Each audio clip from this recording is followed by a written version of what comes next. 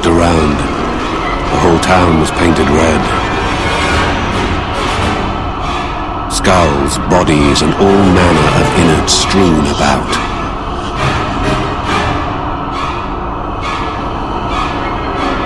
It was all my doing. A rampage, total loss of control. My right arm was still fresh. Warm, eviscerated entrails. I had little room for denial. The clock on my humanity is winding down. I stood in the ruins with the dank stench of death, reflecting upon the gravity of my sins. Then an image of my mother flashed into my mind. Why now? This was not usual. There must be some reason that I would remember her at this moment. To find an answer, I had to untangle a complex web formed by the strings of fate. Only later would I realize that it was all fated to happen.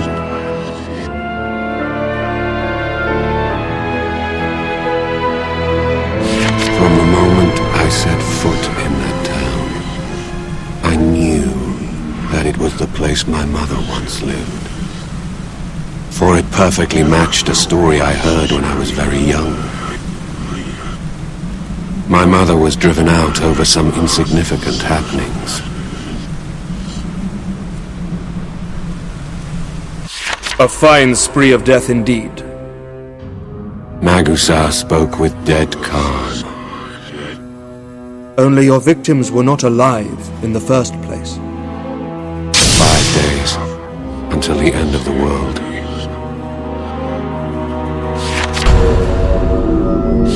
When we came upon my mother's town, its inhabitants had perished long before.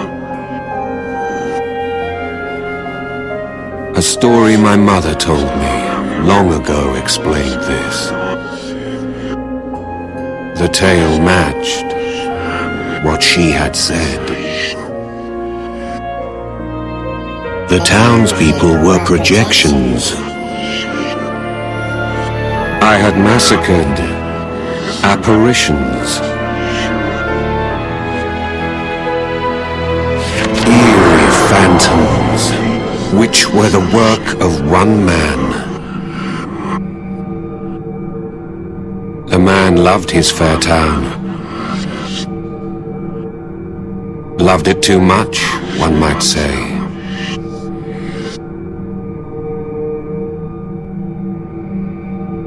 When disease struck the town, the man refused to believe it.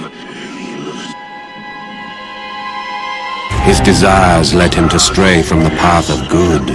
With ghastly newfound powers, he restored the good old days.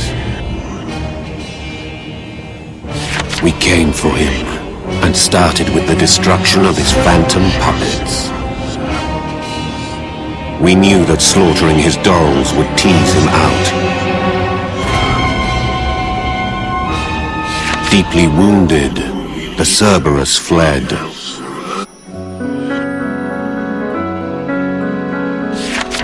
Magusa mentioned it as we pursued the beast. I am your partner. Only. Magusa said that he feared me. Alarmed at the violence I exhibited toward these ghosts. Convinced that I would have done the same to real people. Remember, I must take your life before my premonitions come to pass.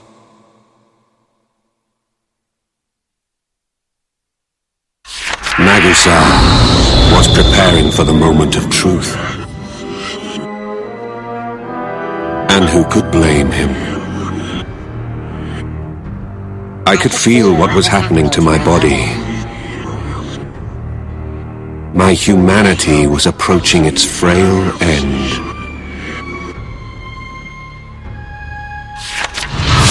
We pursued the monster, but it was a trap. We soon faced a woman who claimed to be Magusar's former partner. 5 days until the end of the world.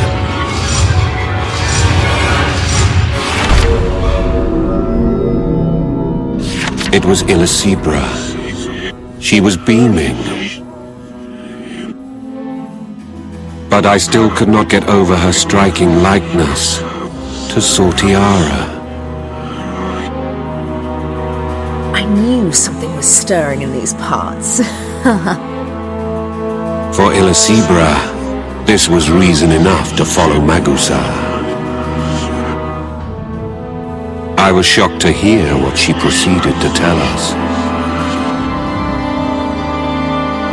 Illicebra said that she once lived in this town. The description made my heart race. It perfectly matched what my own mother had once told me.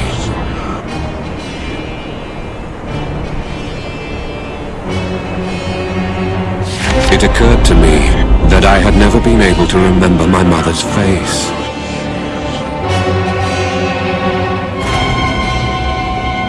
It was imperative that I reconsider just who this Illicebra might be. Until then, she was only the woman who claimed to be Magusar's former partner. But that seemed less likely. She is something else. Before the epidemic wiped out the town, Illicebra had lived here.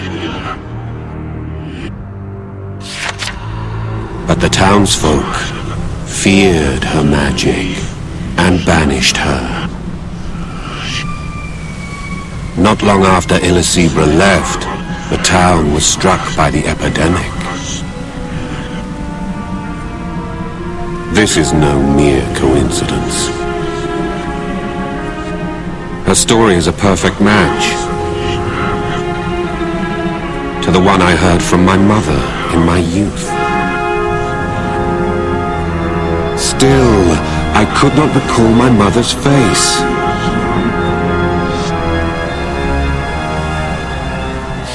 The vagueness of my memory was unnerving. A dreadful thought crossed my mind. I heard a monster howl in the distance. Illicebra grinned and walked away.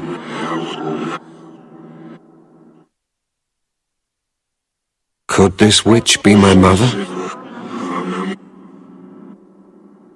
I knew I had to ask, but she was gone before I had the chance. 5 days until the end of the world.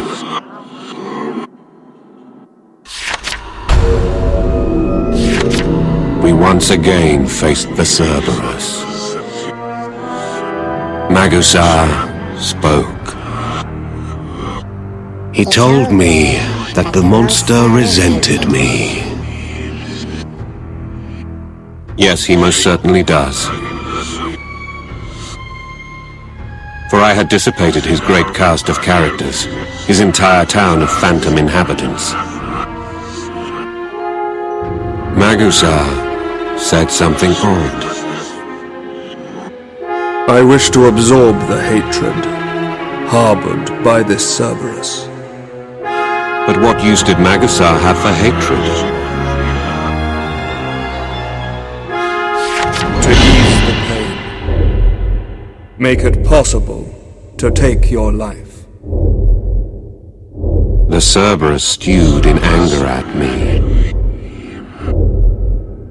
By absorbing the dog in sacrifice, Magusar could inherit that seething ire.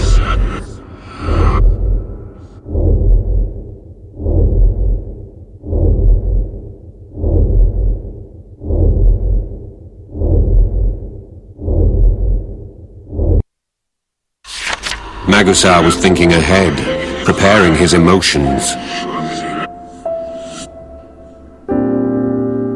Perhaps the memory of our next victim will contain a hint about the chalice. I returned to the fray on a sliver of hope.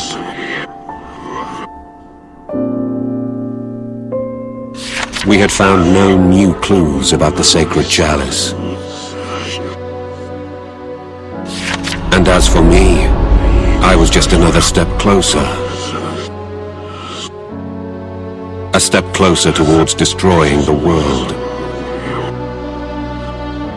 You are the only one that I am truly honest with. But even so, at first I was determined to not hesitate to kill you. I knew what this meant. How painful it must have been for Magusar to admit these feelings.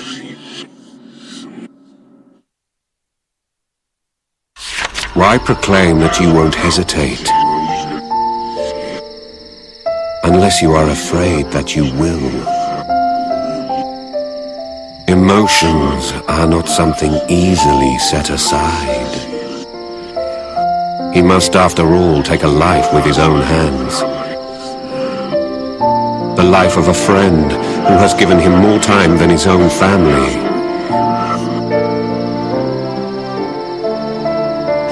I am sure only guilt awaits one at the end of that route. I was deeply tormented by what I had done to Sotiara. I had walked over her corpse and now was haunted by her visage. The thought of death made me think of separation. Could I handle this? Could Magusar? Perhaps our friendship could be forgotten, but our time spent together could not. By now, we accommodated one another effortlessly. We were, after all, human, despite the great prices paid. 5 days until the end of the world.